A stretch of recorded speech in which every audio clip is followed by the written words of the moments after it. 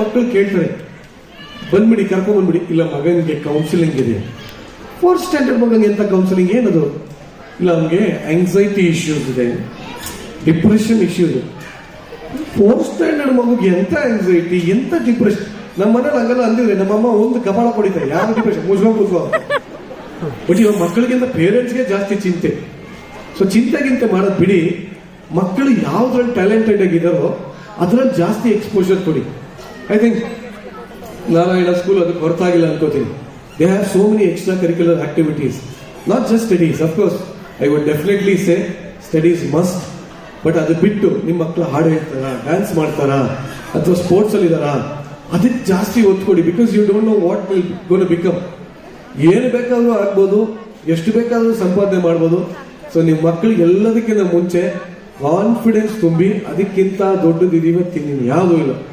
If they are confident, they can do anything and they can achieve anything in the world.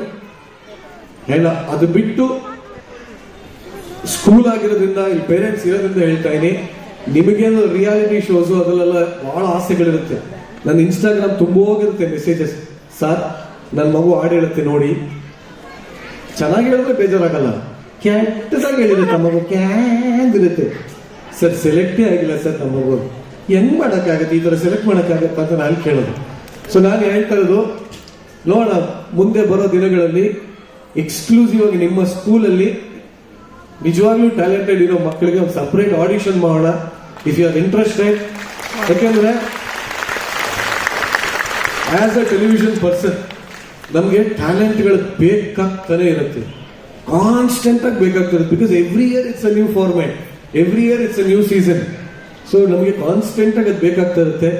So Pradeep, ನಾನು ಹೇಳ್ತಾ ಇದೀನಿ, ನೋಡೋಣ, if they are really talented, ಖಂಡಿತವಾಗ್ಲೂ ನಿಮ್ಮ ಸ್ಕೂಲಲ್ಲಿ across all the branches let's do one audition. ನೋಡೋಣ ಮಕ್ಕಳು ಎಷ್ಟು ಟ್ಯಾಲೆಂಟೆಡ್ ಇದ್ದಾರೆ, ಎಲ್ಲಿಗೆ ಹೋಗ್ತಾರೆ ಅಂತ. ಸೊ ಅದನ್ನ ನನ್ನ ಕೈಯಿಂದ ನಾನು ಪ್ರಾಮಿಸ್ ಮಾಡ್ಬೋದು. ಬಟ್ ಅಪಾರ್ಟ್ ಫ್ರಮ್ ದಟ್, ನಾನು ಎಲ್ಲೋದು ನಮ್ಮ ಶೋಗಳನ್ನ ಪ್ರಮೋಟ್ ಮಾಡ್ತಾನೆ ಇರ್ತೀನಿ. ಸೊ ರೀಸೆಂಟ್ ಆಗಿ ಒಂದು ಶೋ ಮಾಡಿದೆ ನಾನು. ಐ ಡೋಂಟ್ ನೋ ಎಷ್ಟು ಜನ ಇದನ್ನ ನೋಡಿದ್ದೀರಾ ಅಂತ. ಜೀ ಕನ್ನಡ ಎಷ್ಟು ಜನ ನೋಡ್ತೀರಾ? ಸೇಮ್ ಇದೆ, ಒಂದು ವರ್ಷದಿಂದ ಕಲರ್ಸ್ ಕನ್ನಡ ಎಷ್ಟು ಜನ ನೋಡ್ತಾ ಇರಾ ಅಂತ ಇದೆ. ಚಾನೆಲ್ ಶಿಫ್ಟ್ ಆಗಿದ್ದೀನಿ, ಸೊ ಜಿ ಅಂತ ಇದೆ. ರೀಸೆಂಟ್ ಆಗಿ ಒಂದು ಶೋ ಮಾಡಿದ್ವಿ, ನಾವು ನಮ್ಮವರು ಅಂತ. ಅದ್ಭುತವಾದ ಶೋ. ಆ ಶೋನಲ್ಲಿ ಇದ್ದಿದ್ದ ಕಾನ್ಸೆಪ್ಟೇ ಇದು, ಮಕ್ಕಳಿಗೆ ಊರು ಬೇರು ಎರಡೂ ಮರ್ತೋಗಿದೆ. ಅಂದ್ರೆ ಅವ್ರು ಯಾವ ಊರು ಮರ್ತೋಗಿದ್ದಾರೆ, ಬೇರೆ ಎಲ್ಲಿದೆ ಅಂದ್ರೆ ಆನ್ಸೆಸ್ಟರ್ಸ್ ಎಲ್ಲಿದ್ರು, ರೂಟ್ಸ್ ಎಲ್ಲಿದೆ, ಅವ್ರ ತಾತಾಜಿ ಅವರಲ್ಲಿದ್ರು. ಈ ಸಿಟಿ ಲೈಫ್ ಬಂದು ಪೇರೆಂಟ್ಸ್ ಗಳಿಗೆ ನಾನು ಬ್ಲೇಮ್ ಮಾಡಲ್ಲ, ಯಾಕಂದ್ರೆ ಅವ್ರ ಕಷ್ಟ ಅವ್ರಿಗೆ. ಇದ್ರ ಮಧ್ಯೆ ಆಕ್ಚುಲಿ ಮಕ್ಕಳಿಗೆ ಅದೆಲ್ಲ ಮರ್ತೋಗಿದೆ. ಇದನ್ನೆಲ್ಲ ಮತ್ತೆ ನೆನಪಿಸುವಂತ ಒಂದು ಶೋ ಆಗಿತ್ತು ಅದು, ನಾವು ನಮ್ಮವರು ಅಂತ. What a beautiful show. So ನಿಮ್ಮನ್ನೆಲ್ಲಾನು ಕೇಳ್ಕೊತೀನಿ ನಾನು. ಅಫ್ಕೋರ್ಸ್ ಎಜುಕೇಶನ್, ಅದು ಇದು ಇದೆಲ್ಲದ್ರ ಮಧ್ಯ ಆಕ್ಚುಲಿ ನಾನು ಸ್ಕೂಲ್ ಅವ್ರನ್ನ ಕೇಳ್ಕೊತೀನಿ, ಯಾವಾಗ ವರ್ಷದಲ್ಲಿ ಒಂದ್ 2 ದಿನ ನೀವು ಟ್ರಿಪ್ ಅಂತ ಕರ್ಕೊಂಡು ಹೋಗೋಕ್ಕಿಂತ